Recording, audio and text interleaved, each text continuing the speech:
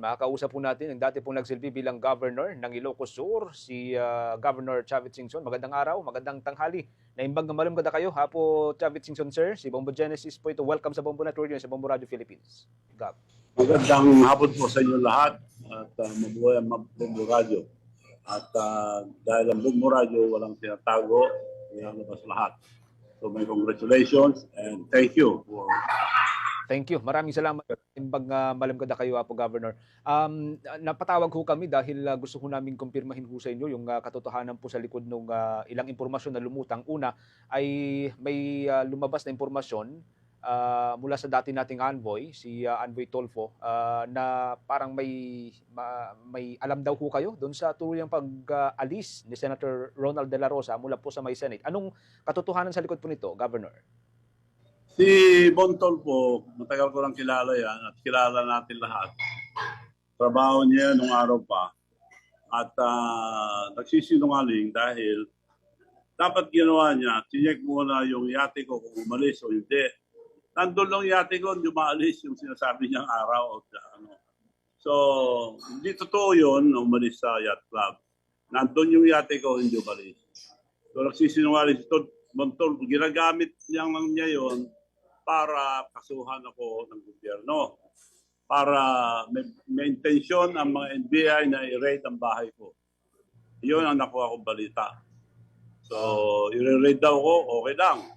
Pero wag sana sila magtanim ng mga ebidensya, mga masasamang ano. Kaya sinabantayan ko bahay ko, lahat babantayan nila sila, pupunta sila, they're welcome. NBI are welcome to go there, wag lang kayong manggulo. Oo. I-raid dahil daw ho doon sa lumabas na information na may kinalaman ho kayo sa pag-alis ni Senator Bato? Ganun ho ba yun, sir? Yun nga, ang sinasabi, wala naman akong alam. So, paraan lang nila yon para ma-raid ako. Para to harass me. Dahil ayaw nilang malaman ang totoong nangyari sa mga nakawan ng bayan.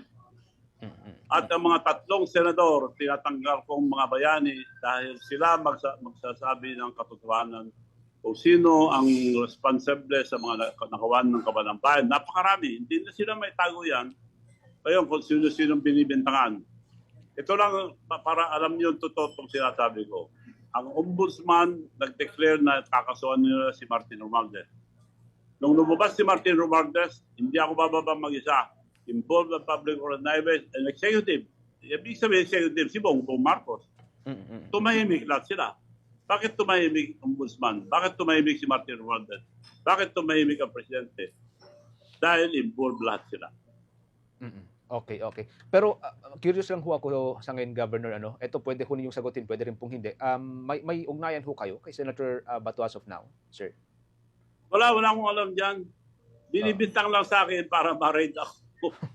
Pinaharas lahat ng mga nagsasabi ng totoo.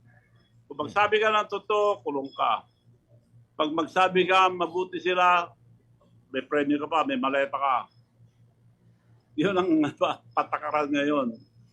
Ang administrasyon, puro maleta. I'm sorry for pursuing this topic, Governor, pero kung sakaling, let's say, magpatulong sa inyo si Senator Bato, knowing of course na yung connection po ninyo ay sa buong mundo. So kung sakaling magpatulong po siya sa inyo, tutulungan ho ba ninyo si Senator Bato? Well, tutulungan ko dahil naging kaibigan ko naman yun. Kung ano may tulong ko, basta legal. Pero as of now, hindi pa po siya nagre-reach out sa inyo, sir? Wala pa. Sige. Gov, thank you so much. Maraming salamat. Nagyaman kami for joining us sa Bombo Radio Philippines sa Bombo Network News. Any more message na nais yung iwan sa mga listeners, mga viewers natin, sir? At kayong nag-interview sa akin, dahil alam ko lalabas lahat yan. Hindi kagaya yung mga media ngayon na may mga maleta na rin yung mga iba. So maraming salamat and congratulations sa Bombo Radio. Maraming salamat, una for joining us and pangalawa dun sa papupuri po sa Bombo Radio Philippines. Ingat po kayo, sir. Thank you. Thank you po. Ang dati pong nagsilbing gobernador ng probinsya ng Ilocos Sur, mga kabombo, si former Governor Chavit Singson. For the most trusted source of news and information, visit our website at www.bomboradio.com. Follow us on Bombo Radio mobile app, Facebook, YouTube, TikTok, and X, formerly Twitter. Like, share, and stay connected. Anytime, anywhere.